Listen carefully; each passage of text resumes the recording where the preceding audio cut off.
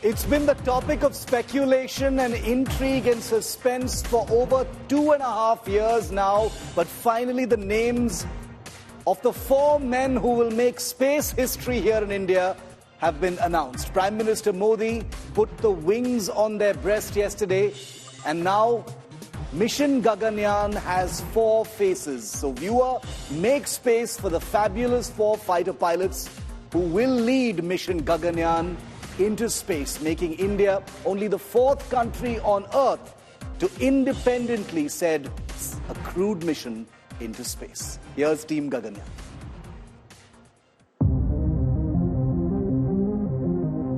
Meet India's space heroes. Group Captain Prashant, Balakrishnan, Nair.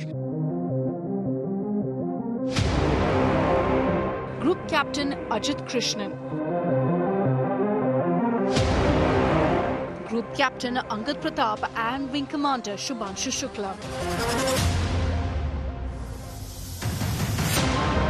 These smart young men, all serving Air Force pilots, will script history as the first Indians to go to space as part of an Indian space mission. After months of speculation, ISRO finally announced that these 4 men have been chosen to be a part of the Gaganyaan mission. The announcement was made in the presence of Prime Minister Modi, who then bestowed wings on the 4 pilots and called them the pride of India. हर राष्ट्र की विकास यात्रा में कुछ क्षण ऐसे आते हैं जो वर्तमान के साथ ही आने वाली पीढ़ियों को भी परिभाषित करते हैं। आज भारत के लिए ये ऐसा ही क्षण है। काउंटडाउन भी हमारा है और रॉकेट भी हमारा है। मुझे खुशी है कि आज इन एस्ट्रोनॉट से मिलने, उनसे बातचीत करने और उन्हें देश के सामने प्रस्तुत करने का सौभाग्य मुझे मिला।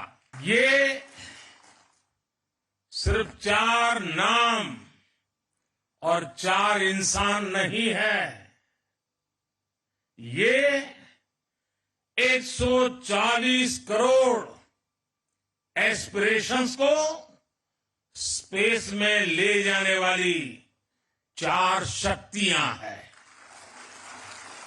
2035 तक अंतरिक्ष में भारत का अपना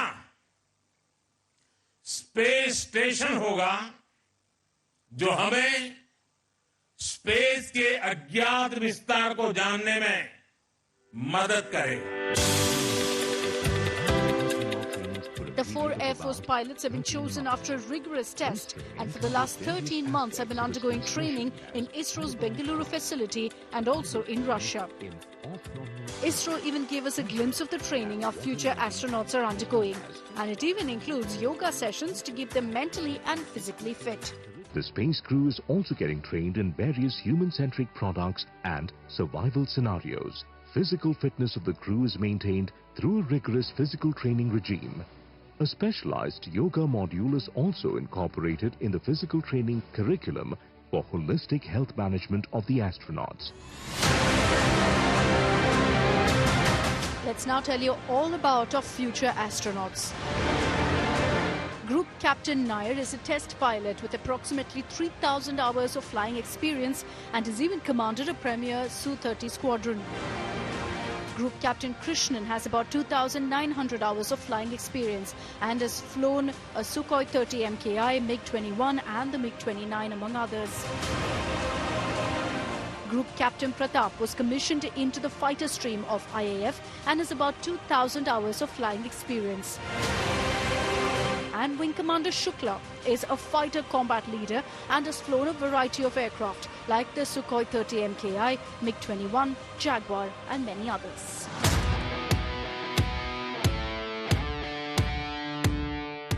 Out of the 4 pilots, 3 of them will be chosen to be a part of the Gaganyaan mission and be sent 400 kilometers above orbit for a 3-day-long mission.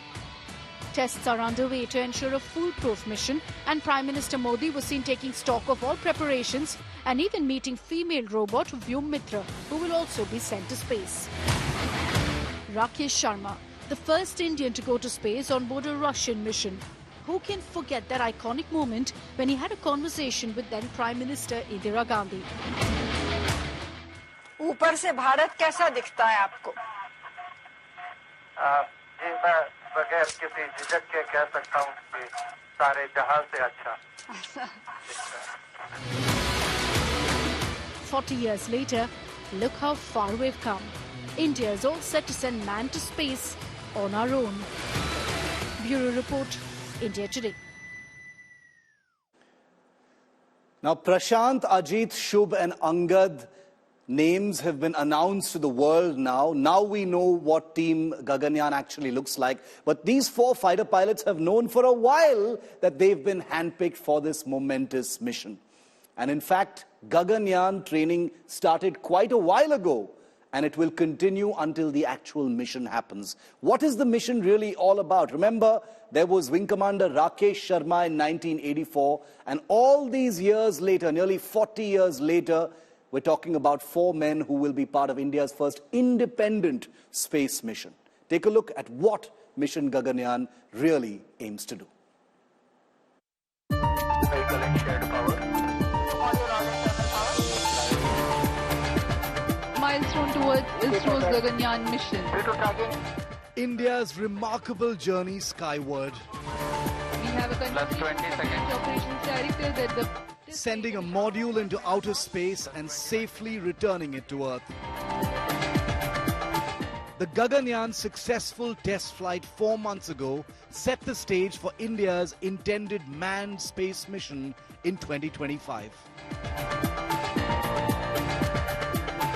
Following the historic landing of Chandrayaan-3 on the moon's south pole and the launch of India's maiden observation mission to the sun, currently orbiting, India now diligently prepares for a human spaceflight endeavor named Gaganyaan.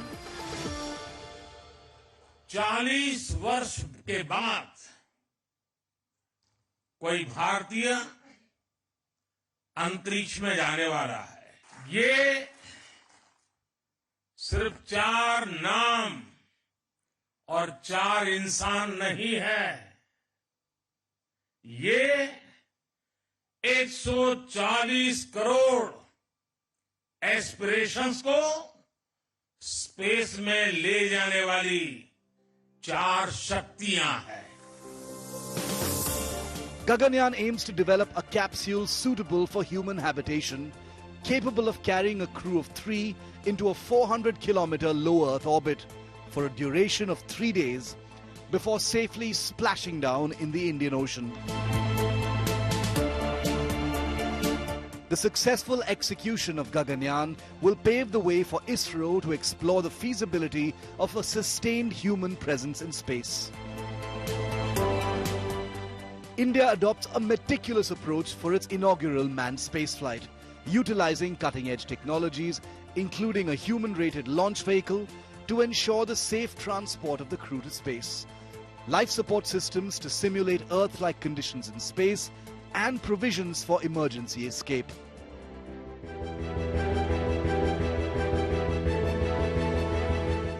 A specialized training facility established in Bengaluru to prepare the astronauts for the mission, covering various aspects, including recovery and survival techniques.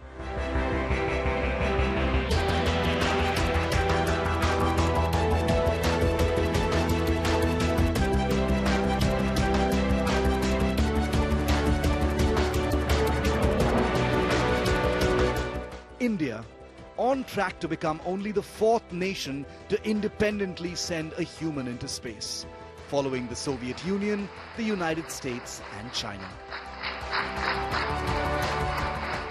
Bureau Report, India Today.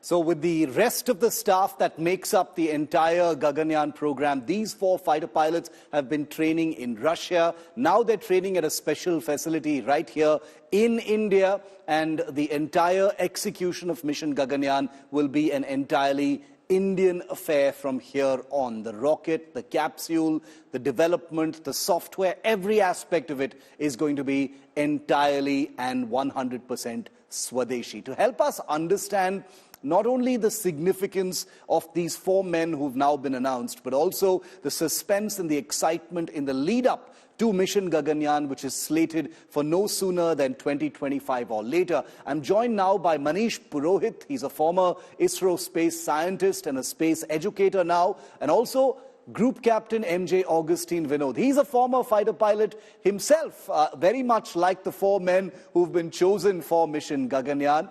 So he knows what it's like to be in the Air Force and then be summoned for another big mission of this kind. I'm going to start with you, Group Captain Vinod, because being a fighter pilot or a military pilot, it appears, is one of the leading criteria the world over for space missions. Can you tell us why that is? Why is a fighter pilot usually the kind of person who's chosen for this kind of a mission, sir? We've seen it in the United States, we've seen it in China, we've seen it in Russia.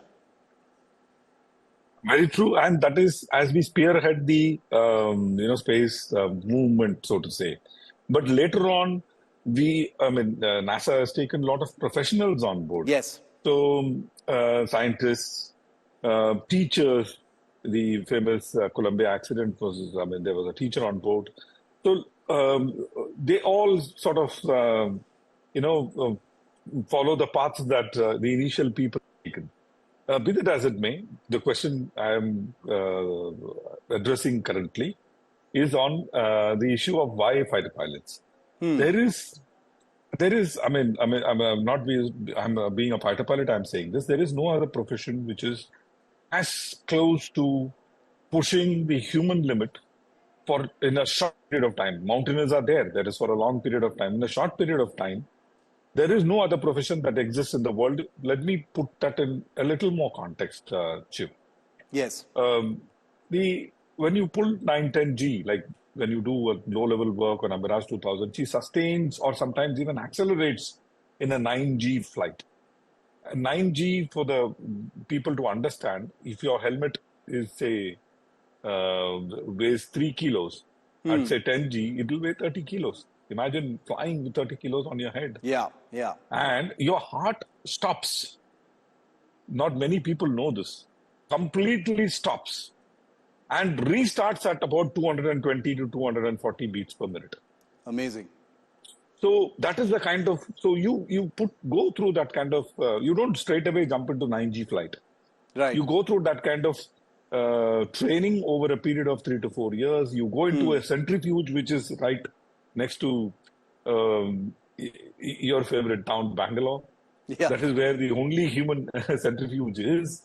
And we go through lots and lots of training before we get into allowed to pull 9G in a flight. Not many people again know this. So for you to be exposed to that kind of physical, high physical requirement itself is a very, very demanding, point one. Second is the mental thing. This mental thing is sometimes is an overriding factor in my opinion, because fighter pilot does everything alone in his little cockpit. There have been times when I am flying over the vast desert west of Jaisalmer. We were doing a mission that time. West of Jaisalmer is completely, devoid of any light, and you are not talking to anyone because you are doing a no RT mission, and you are all by yourself in a dark night. For some people, it can be really claustrophobic. So that is another issue. And when you're doing air to ground, work shift, if you don't pull out from a dive after having dropped a bomb, in less than 1 second, you will probably hit the ground. And I have lost many colleagues of mine for owing to late pull-out and stuff like that. So these young men who have reached where they have reached, behind me and on the screen as well, have reached after having gone through many levels of sifting, if I may put it that way. Yes. Both naturally occurring, in which we lost people, and in the form of selection as well. No. So, the picture you're painting is an extremely important one. It answers a lot of questions, Group Captain, which is physical fitness, the ability to take, split-second decisions which could mean life or death, the comfort with total isolation in a, small confined space, mental fitness, the ability, to be, in a very high performative state, even under a great deal of pressure. All of these are part and parcel of combat aviation, and therefore it sort of naturally flows into what Mission Gaganyaan will really demand from these people. I'll come back to you, sir. I want to bring Manish also in. He's been a former space scientist with ISRO, which is, of course, the mothership as far as Gaganyaan is concerned. Manish, how do you see the rest of the road until the actual mission? These four men have lit up our TV screens. They're the darlings of the country now. It is on their shoulders that the actual mission will take place. But obviously the Gaganyaan mission involves many hundreds of more men and women, across the country and literally across the world. It's very much an Indian affair. But just take us through, with your expert view, what happens from now till the actual mission? We have to give them the best of the machine. We have to give them the best of the equipment that they should be able to do that with the uttermost easiness. They are well trained. They are the best men for this mission, but they need the best of the machines. They need the best of the launch vehicle, well qualified for the human flights. They need the best of the crew escape systems. They need best of the avionics in it. They need the best of the life support system so that they are at the calm when the time requires. So right now, the road ahead will be testing all those crucial technologies. If we don't have it, we have to develop it, and just not developing it, we have to qualify it for the human flights. Our launch vehicle Mark III has been qualified for human flight. We have done enormous rigorous tests for that. Recently, ISRO has announced that the cryogenic upper stage has been rigorously tested. Yes. And it has been tested for an over duration, extra duration, expected duration. We have way behind left it. And we have qualified it for the human rating, for the human qualification of the engine, because we have to give our men the best of the equipment, and that is the only focus. Now, what's happening in the training right now is they are given all the different scenarios, all the off-nominal situations that they can be in. But it's the machine that has to pull them out. They are well trained. But if machine malfunctions somewhere, then what's the plan B? So right now what happens, the road ahead will be the Vyom Mitra that will be flying in one of the uncrewed programs. Then we'll be qualifying our launch vehicle also. We'll be having 2 uncrewed flights. These will be taken up to understand what all happens in our launch vehicle, in our crew modules when it goes up there. There are different test scenarios, like we have seen the pad abort test, we have seen the crew escape module test, but then the crew module escape test is having much more scenarios now. We have to test it with our ascending part when we are going up. We have to test it when we are coming back, when we are in the orbit, when we are approaching the orbit, because all these tests first qualify our preparedness in the technology terms. Then only we can put the human life in. A total focus on quality, a total focus on safety, a total focus on the best possible equipment for something like this to happen. Because, Group Captain Vinod, it bears reminding over and over again that only 3 countries before us have actually sent humans into space independently as part of a sort of national space program. That is the US, Russia, not in that order. It was Russia first that put a man into space, the famous mission with Yuri Gagarin. Then there was the United States, then there's China. And finally, now there is India, which is going to do it next year. I want to ask you a slightly different question. We've established what it's going to demand in terms of performance, equipment, mental fitness, etc. I also want to understand, Group Captain Vinod, because you come from that community. You come from a community where, fighter pilots like yourselves have families standing behind you, and families are so important. Will there be anxiety right now for families? Combat aviation is suspenseful and intimidating by itself. Now these 4 men have been chosen to go to space. ISRO and our space program is one of the best in the world. But how would families be feeling right now? Certainly they would be very proud, but there would be some anxiety as well. Very true, Shiv. And